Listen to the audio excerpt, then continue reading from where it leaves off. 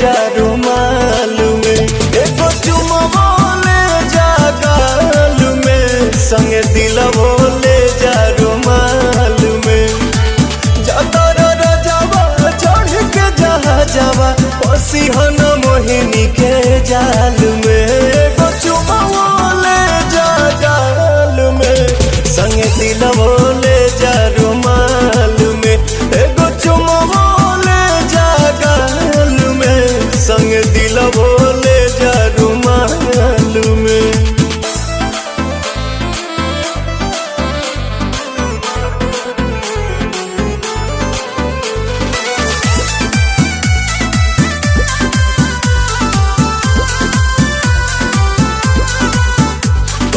चरा प हमरा तू सायन पिया, कोनो दोसरा प मर बनलायन पिया। बिहाना केहू के हमार वाला हक हो, हर के जात हई होइए जाला शौक हो।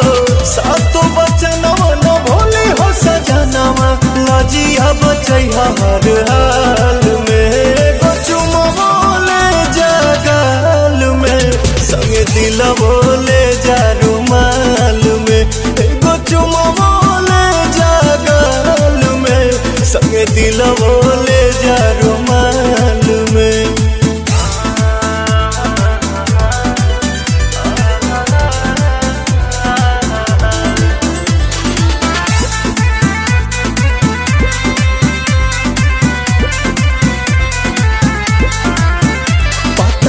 पीछे कदम बवाले बलम, जल्दी पड़ बनी हाले के पाले बलम।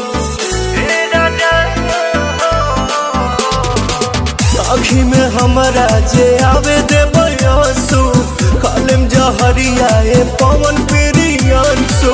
कमे कमाई हो या निमन से रही हा, आवे बदला नहीं चाल में, एगो चुमवा ले जा गाल में, संगे दिलवो ले जा रुमाल में, एगो चुमवा ले जा गाल में, संगे दिलवो ले जा रुमाल।